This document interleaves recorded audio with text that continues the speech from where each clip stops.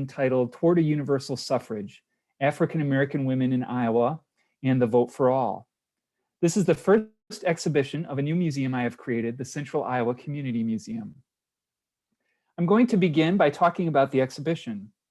First, I'll share some brief biographies of the African American suffragists who lived here in Iowa. Then I'll talk about the history of the suffrage movement and how the movement was different for African American women. Next, I'll share the story of the struggle of African Americans to gain universal suffrage and bring us up to today and the triumphs and challenges of African American representation in government and ballot access. Finally, I'll briefly tell you about the Central Iowa Community Museum, why I started it, and what I hope to accomplish with it. Before I go any further, I want to make note of some of the language I'll be using today. We must be respectful of others by using acceptable words to identify someone's race or culture. What is considered acceptable has changed over time. 100 years ago, colored was an acceptable word. Later, Negro was preferred. Today, the preferred words are African American or Black. You will hear and see all of these words used in my presentation. In the past, such acceptable words at the time were used in the titles of organizations, such as some of the women's clubs I'll be talking about. 2020 was the 100th anniversary of women winning the right to vote. Women won this right by adding an amendment to our Constitution, the 19th Amendment.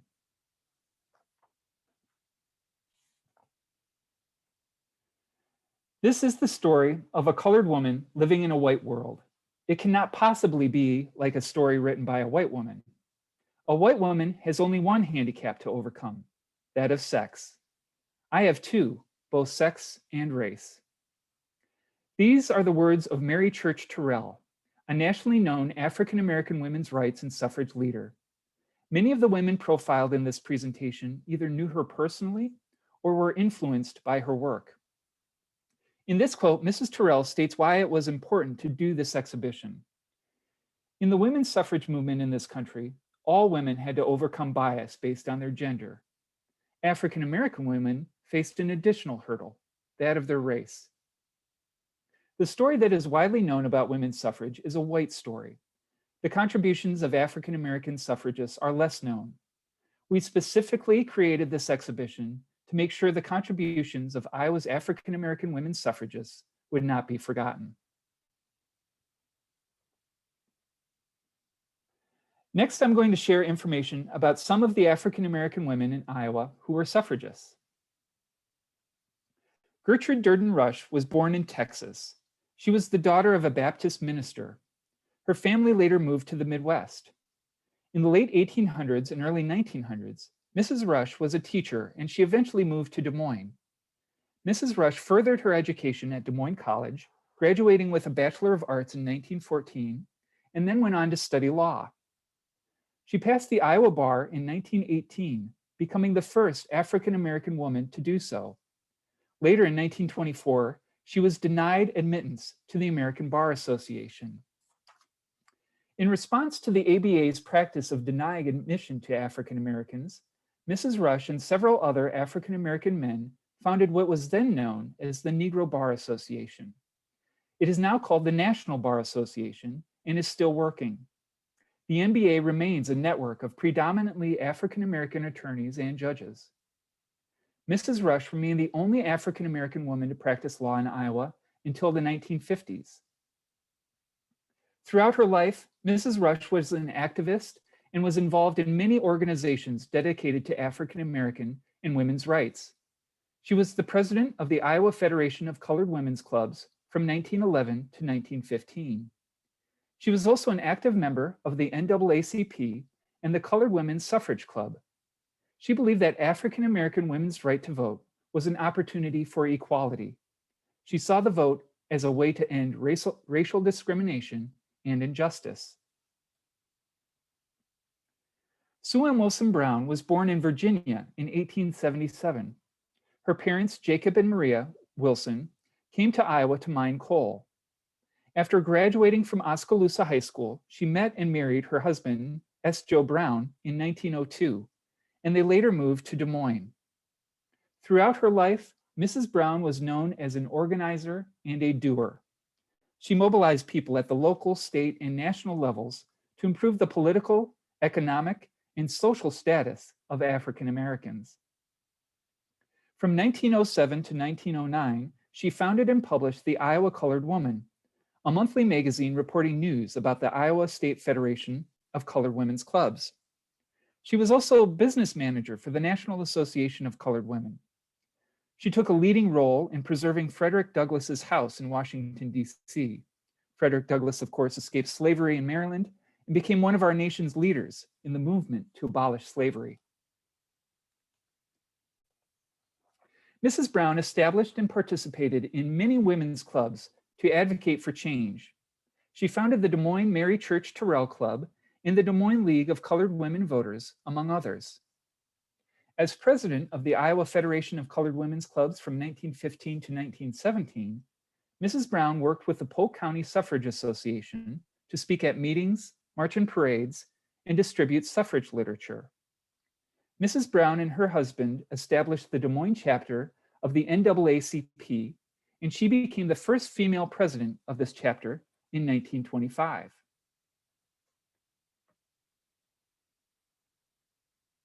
In downtown Des Moines, we have this beautiful pedestrian bridge that crosses the Des Moines River. This is the Women of Achievement Bridge.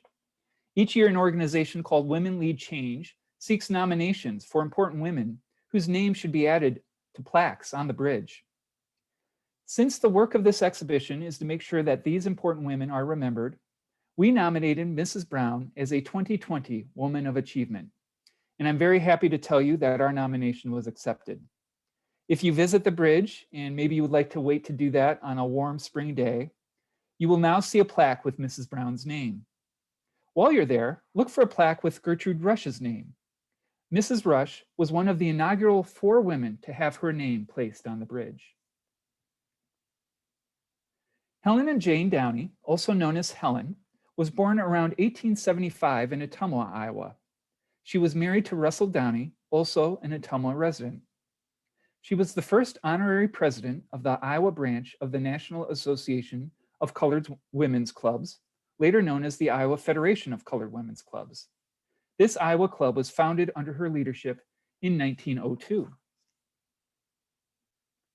She and many other leading members of the Iowa Federation of Colored Women's Clubs assisted other clubs in their development and worked hard towards the advancement of African American women, especially young students.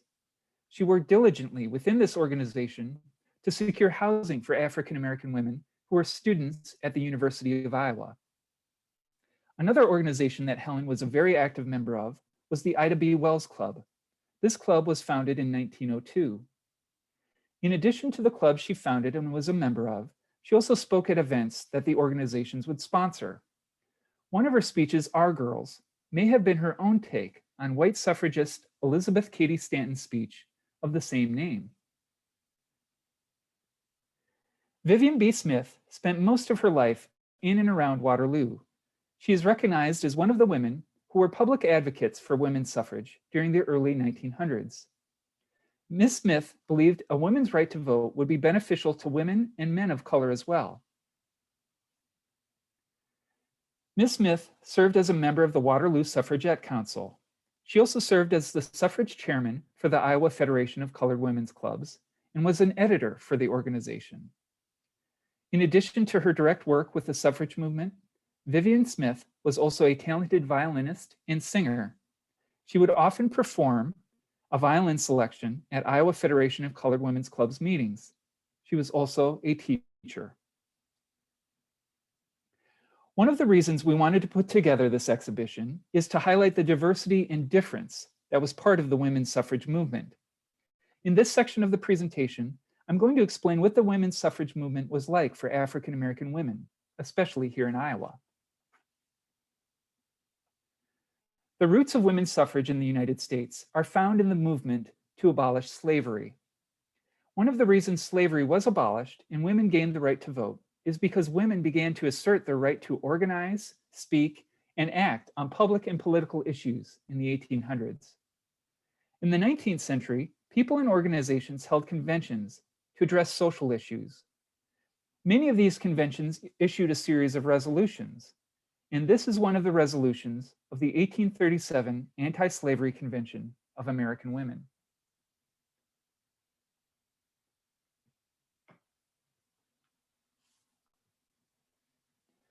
In 1859, just 2 years before the Civil War started, the New England Convention of Colored Citizens was held. They also issued resolutions, which were published in The Liberator, a famous anti-abolitionist newspaper that was published weekly and seen here. One of the resolutions to come out of this convention called for universal suffrage, that all men and women, black and white, have the right to vote. It would take more than 100 years for universal suffrage to become law throughout the United States. The greatest historian of African American women's suffrage is Rosalind Terborg Penn. Our exhibition title was inspired by the last sentence of her book that she wrote on this topic. She wrote, quote, "African American women were universal suffragists in the sense that their voices called for the vote for all citizens, not just for themselves." Following the Civil War, the public debated a new amendment to the Constitution to address voting rights. Many suffragists wanted to guarantee voting rights for African American men and for all women. The 15th Amendment was ratified in 1870. It states that the right to vote cannot be denied due to, quote, race, color, or previous condition of servitude. It was interpreted to apply only to men. While African American women's suffragists wanted the vote, many supported the effort to give the vote to Black men. The experience of being enslaved made it critical to survival that African Americans have the vote in some way. For a brief time, African American men were able to vote and hold elective office throughout the United States. When Reconstruction ended in the 1880s, Southern white leaders put in place a system of Jim Crow laws that kept African Americans from voting. Suffragists continued to work for the women's vote, but the movement was split over the 15th Amendment. Some white suffragists were angered over not gaining the vote and opposed or were quiet about expanding the vote to African American women. African American women joined women's organizations with white women. But white women in the organizations discriminated against African American members, promoted segregation, and failed to speak out on issues critical to African Americans, such as lynching. This led African American women to begin their own organizations that would value their experiences and perspectives. Several of the most prominent were the National Association of Colored Women's Clubs, the National Association of Colored Women, and the Baptist Women's Convention. These organizations had hundreds of thousands of members and were organized at the national, state, and local levels. The communication that took place between these levels allowed women to share ideas and mobilize, such as through petitioning. The Iowa branch of the National Association of Colored Women's Club was later known as the Iowa Federation of Colored Women's Clubs. This club was founded in 1902 at a convention in Ottumwa, and by 1903, when this photograph was taken, there were 8 colored women's clubs in the state of Iowa with more than 100 members. Buxton, Iowa was a company coal mining town named after Ben Buxton, the president of the Consolidation Coal Company. Beginning in the 1890s, Buxton attracted a large African American population to work in the coal mines. During the late 19th and early 20th centuries, many African Americans moved to northern states to find better employment and economic conditions. Buxton was noted for being a multi-ethnic community with no legal segregation. The majority of residents were African American. Buxton played an important role in the suffrage movement. The parents of suffrage leader Sue M. Wilson Brown moved to Buxton from Virginia. In June of 1916, a family parade was held. This was a get out the vote effort, as the women, men, and children who marched in this parade supported women's suffrage. 2 days after the parade, a referendum was held to amend the Iowa Constitution to grant women full suffrage. It was defeated by Iowa male voters. An investigation by the Women's Christian Temperance Union uncovered fraud in the election, but it was not invalidated. When coal mining ceased in Buxton, people moved away and the town disappeared. Nationally, the movement to amend the Constitution to give women the right to vote continued to gain momentum after 1916. In 1919, the House of Representatives passed the 19th Amendment in May. It passed the US Senate in June. In order for an amendment to become part of the Constitution, it must be ratified or approved by 3/4 of the states. At that time, that meant that 36 states were required to ratify. Iowa moved quickly. A special session of the legislature was called less than a month after the US Senate passed the amendment. Both chambers of the Iowa legislature ratified the amendment on July 2nd. Like Iowa's lawmakers, Iowa's African American women also moved quickly. The Des Moines League of Colored Women Voters was organized in August of 1919 with Sue M. Wilson Brown as its founder and first president. Leagues were also formed in Keokuk and Fort Dodge. Members of the Des Moines League volunteered in various capacities at the polls for an election in 1920. On October 2nd, 1919, the Iowa Equal Suffrage Association reorganized as the Iowa League of Women Voters in Boone. The organization was later renamed the League of Women Voters in Iowa. Sue M. Wilson Brown spoke at the last Iowa Equal Suffrage Association convention, and she and 3 other members of the Des Moines League of Colored Women Voters were delegates to the first convention of the Iowa League of Women Voters. Nationally, the League of Women Voters was founded by Carrie Chapman Catt, a white suffragist and an Iowa native. On August 18, 1920, Tennessee became the 36th and final state needed to ratify the 19th Amendment. On August 26th, US Secretary of State Bainbridge Colby certified the ratification. Today, August 26th, is Women's Equality Day. In 1924, Sue M. Wilson Brown was the chair of the Polk County Republican Committee. She also became the first vice president of the newly formed National League of Republican Colored Women. Here in Iowa, members of this club were unique for using the telephone in the Get Out the Vote drive to elect Calvin Coolidge to a full term as president. Anyone in this state with a phone receives calls or texts prior to an election. This is now a practice that is almost 100 years old. Gaining the right to vote is not the end of the story. I mentioned that universal suffrage is about all citizens gaining the right to vote. Universal suffrage should lead to universal representation. All citizens should be represented in positions within our government. The next part of the story is the ability of African American women to gain representation in Iowa's government and society. Willie Stevenson Glanton is a member of the Iowa Women's Hall of Fame and a longtime civil rights icon. I spoke about Gertrude Rush earlier and mentioned that she was the first African American woman to practice law in Iowa and the only one to do so until the 1950s. The second was Willie Stevenson Glanton. Educated in Tennessee and in Washington, D.C., Mrs. Glanton was admitted to the Iowa bar in 1953. In the 1960s, the US State Department sent her to Africa and Southeast Asia to compare laws and their application to women in these countries. Glanton was the first woman to be an assistant Polk County attorney. She also served as an attorney and equal opportunity advocate with the Small Business Administration. In 1964, Mrs. Glanton became the first African American woman elected to the Iowa legislature. She was a member of the Iowa House of Representatives. She was also the first African American woman elected to the Iowa chapter of the Federal Bar Association. Throughout her life, Mrs. Glanton held leadership positions on numerous boards, commissions, and councils, and was active in church, civic, and community organizations. She was a lifelong advocate for human and civil rights.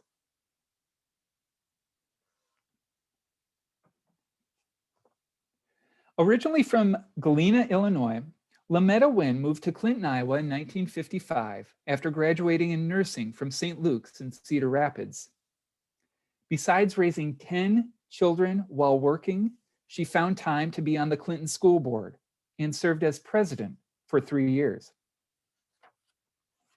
After that, in 1993, she ran for mayor. She lost the first attempt and finished third out of 5 candidates. Coming back 2 years later in 1995, she won 54% of the vote against 4 men. She won 2 additional terms with resounding support. Mrs. Wen became the first African-American woman to be elected mayor of an Iowa municipality. The Honorable Ramonda Belcher currently serves as District Associate Judge in the state of Iowa. Born in Plymouth, North Carolina, she earned her bachelor's degree with honors from Howard University in 1990 and her Juris Doctorate from Drake University Law School in 1995. On August 20th, 2010, which is the 90th anniversary of the ratification of the 19th Amendment, Ms. Belcher was appointed to the bench, becoming the first African-American female judge in Iowa. Prior to her appointment as judge, she was an assistant Polk County attorney for 15 years. This was the same position once held by Willie Stevenson Glanton.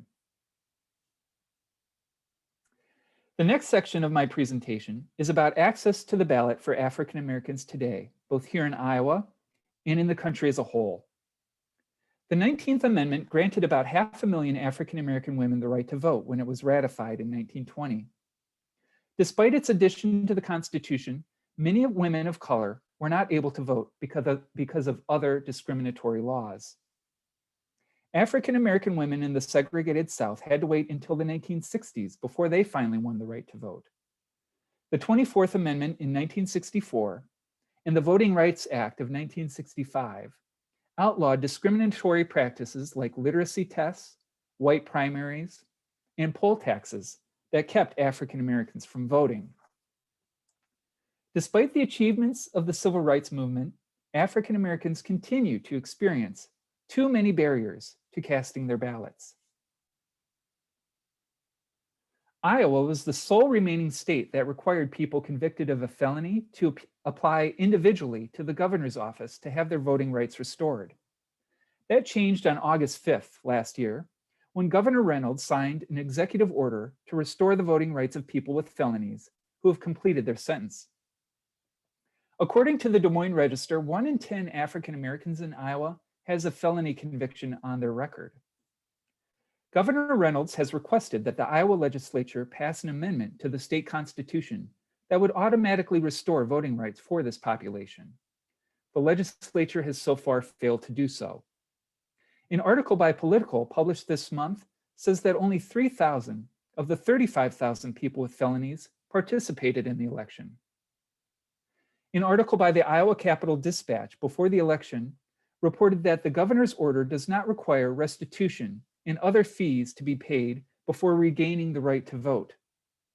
However, a loophole in the order means that some people with felonies may not be released from their sentences before these fees are paid, which may have prevented more of them from voting. Another obstacle is access to polling places. In 2013, the Supreme Court issued a decision in the case of Shelby County, Alabama versus Holder. That decision lifted requirements put in place by the Voting Rights Act in states that have traditionally restricted African Americans from voting. Those states no longer need to seek federal approval before making changes that might harm African Americans' access and ability to vote. A report in 2019 by the Leadership Conference on Civil and Human Rights found that since that decision, states previously subject to the Voting Rights Act have closed 1,688 polling places in locations with large minority populations. Closing polling places means there are fewer places to vote. Fewer polling places means people must travel farther to vote and must wait longer to vote. A study in 2016 by UCLA found that voters in African American neighborhoods waited 29% longer to vote than people in white neighborhoods. The study also found that on average, African Americans had to wait longer than half an hour to cast their ballots. The coronavirus pandemic closed additional polling places, including here in Iowa. The week before last year's election, National Public Radio reported that 261 polling places would not be open in the state. These closures had an impact on 670,000 Iowans, or 30% of the state's registered voters. The most common reasons for these closures was the lack of volunteers willing to work at the polls. Most of these closures were in urban areas, which also happen to be where most of the state's Black population lives. Waterloo in Black Hawk County is home to the state's largest Black population. In that county, 30% of the polling places were closed. The reporters of this story discovered that more polling places were closed in areas of Waterloo with larger populations of people of color than in areas with larger white populations. Other obstacles that African Americans face include requiring voters to show an ID to cast a ballot. Iowa now has a voter ID law. The most common reason given for this requirement is to prevent fraud in election. But despite what you've heard over the last month, fraud is extremely rare in elections. African Americans are less likely to have the required IDs, making it more difficult for them to vote. The pandemic closed Department of Motor Vehicle locations, where the required IDs can be obtained, which created an additional hurdle to voting. All states do some type of maintenance on their lists of registered voters. However, African Americans are more likely to be removed from the voter rolls, even if they are eligible and registered. Research by the Brennan Center for Justice found that after the Supreme Court decision in the Shelby County versus Holder case, the rates of voters being purged from the rolls increased across the country, and especially in states that had been under the jurisdiction of the Voting Rights Act. According to a preliminary analysis of the election by the Pew Research Center, published in January, 158.4 million ballots were cast in last year's election. That is nearly 2/3 of registered voters. Turnout rates increased in every state, including here in Iowa. Iowa had the largest voter turnout in history, with over 1.7 million votes cast. Did you vote by mail in the election? I did.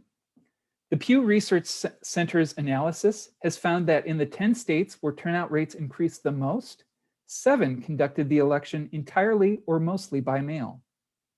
These states are California, Hawaii, Montana, Nevada, New Jersey, Utah, and Vermont. Colorado, Oregon, and Washington already conducted all voting by mail prior to last year's election. What's interesting to me is how so many of these states were among the first where women won the right to vote. In some places, women had full voting rights before there were even states. The territories of Utah, Washington, and Montana all allowed women to vote before they became states. In Colorado, Utah, California, Oregon, and Nevada, women had the right to vote before the 19th Amendment was ratified. The Pew Research Center found that 46% of voters voted by mail this year, with 54% voting in person. Pew also found that Black voters were less likely than white, Hispanic, or Asian Americans to vote by absentee or mail-in voting. 1 million of the 1.7 million votes cast in Iowa were absentee or mail-in. 75% of the state's eligible voters participated in the election. So what is the reaction in states like ours that overwhelmingly voted by absentee? The Brennan Center for Justice reports that in 28 states, there are now 106 bills to restrict voting access under consideration. And I'm sorry to tell you that Iowa is one of them. On Tuesday of this week, Republican leaders in the Iowa legislature introduced bills that would shorten the windows for absentee and early voting. By Thursday, the bills had passed out of House and Senate committees. These bills are expected to be voted on next week.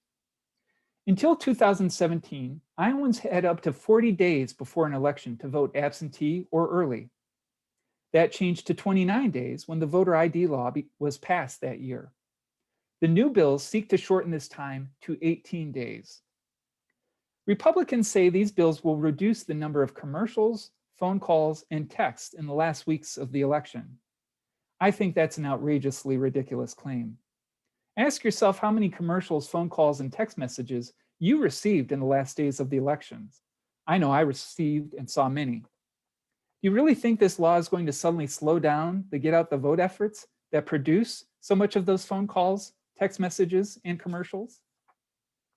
I doubt this is the real reason for this move. It probably has more to do with these two findings from the Pew Research Center. In last year's election, 58% of Biden voters voted by absentee ballot, compared to 32% of Trump voters.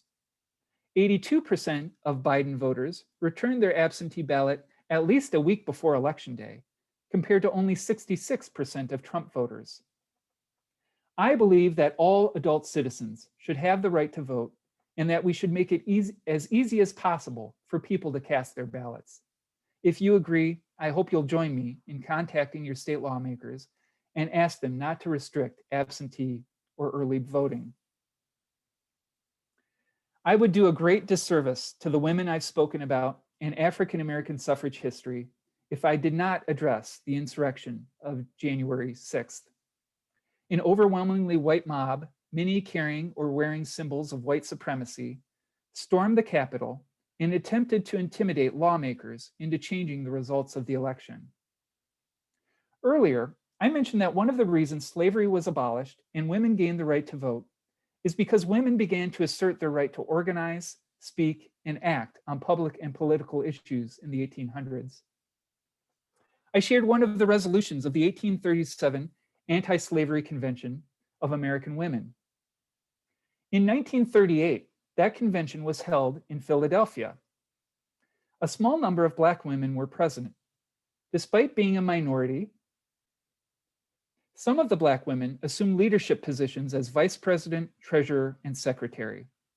This was an act that spoke to the anti-racist ideals of the convention and the anti-slavery movement. But this was intolerable for many whites. On the second night, a large crowd gathered outside Pennsylvania Hall, the convention venue. They broke windows and attempted to prevent speakers from being heard. The next day, Philadelphia's mayor believed he knew what was causing so much outrage to the convention: the presence of Black women. He suggested the convention proceed without their presence. The convention organizers refused. That day's meetings went on, but the mayor canceled that evening's speeches. That was not enough for those who opposed the convention. That evening, the mob torched Pennsylvania Hall and burned it to the ground. The mob set this fire as city officials and firefighters stood by and did nothing. In the impeachment trial of former President Trump that concluded last Saturday, lead impeachment manager Representative Jamie Raskin compared Trump to a town fire chief who sends a mob to a theater to set it on fire and then does nothing as the building becomes engulfed in flames. There's a long history of violence by whites when people of color attempt to fight for their human rights or gain political power. 100 years after women won the right to vote, Senator Kamala Harris of California became the first Black woman and first Asian American woman to be elected to a leadership position of our executive branch. I've talked about our past and our present. What is our future? Sometime during the next 19 years, the United States will become a minority-majority country. This means that the population of people of color will be larger than the population of whites. How is this going to play out? Can we expect more of the violence and division of the past and the present in our future? This is one of the reasons I wanted to start the Central Iowa Community Museum. The mission of the museum is to work in partnership with our diverse community to enhance understanding of the world, each other, and the issues we must face together. I want it to be a place where people engage in inclusive and critical dialogues that are a catalyst for advocacy to increase democracy, human dignity, equity, and environmental well-being. The museum's first exhibition, Toward a Universal Suffrage, is the first step in making that vision a reality. The exhibition was organized by the Iowa Department of Human Rights, the Carrie Chapman Catt Center for Women in Politics at Iowa State University, and the Central Iowa Community Museum. We are grateful to those who have provided funding for the exhibition and the research we needed to do to create it. Toward a Universal Suffrage was funded by the Iowa State University College of Liberal Arts and Sciences, Humanities Iowa, the National Endowment for the Humanities, and the Chrysalis Foundation. Additional support has been provided by the Iowa 19th Amendment Centennial Commemoration Project, which is using the slogan "Hard Won, Not Done" to remind us that the work of suffrage is ongoing. This is what the exhibition looked like when it made a stop at the State Historical Museum in June and July. The exhibition is continuing to tour Iowa. And as the Central Iowa Museum gets started, it does not have a permanent home. We're looking to begin very small and grow from there. So we're doing some temporary pop-up exhibitions like this to get started. The exhibition toured throughout the state last year, and it is starting to wrap up its tour. This is where it's touring next. And if it's coming close to you, I hope you will go to see it. We continue to add tour stops for organizations that are interested. And you can check the website of the Central Iowa Community Museum to find more information about where the exhibition is going to be, or to fill out a form to request that the exhibition comes to your location. You can connect to the Central Iowa Community Museum through the website and our social media channels. And here's my contact information if you'd like to get in touch with me. I thank you for your attention, and I'd be happy to answer any questions. We have time for maybe 1 or 2 questions for Eric, if you want to either type them in the chat or just go ahead and unmute your microphone.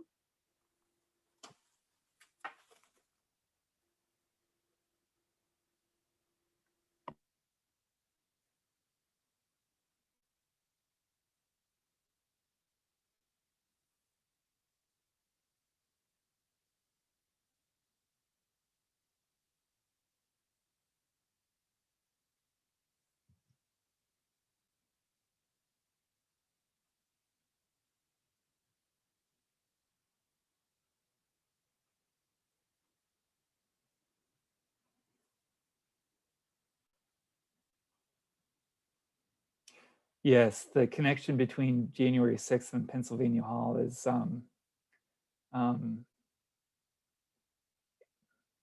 yeah.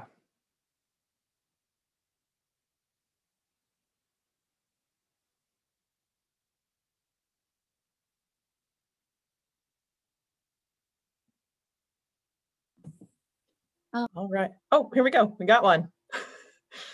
Sorry, Hope. This is Allison. For those of you who might not know me, I'm Danny Ackright's wife. I love the presentation. Thank you.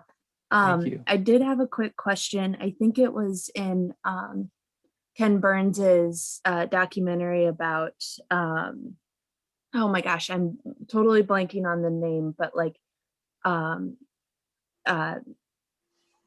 preventing people from drinking alcohol. Can you help me? Oh yeah, the temperance movement. Yeah, prohibition. Did you find any connection between prohibition and the suffragettes in Iowa? Well, I know that there's a lot of connections in terms of the white suffrage movement with the temperance movement, but our research did not uncover any connections there. That's not to say there weren't any, but we just did not see them.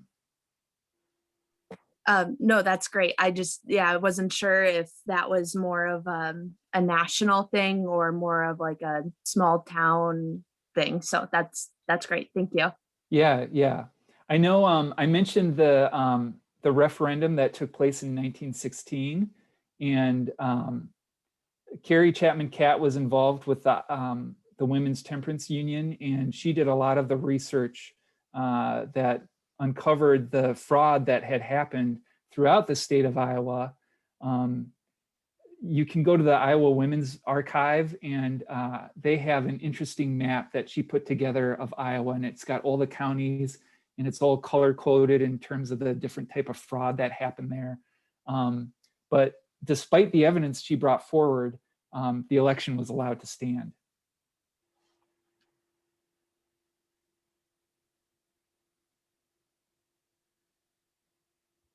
Any other questions for Eric? Maybe one quick one.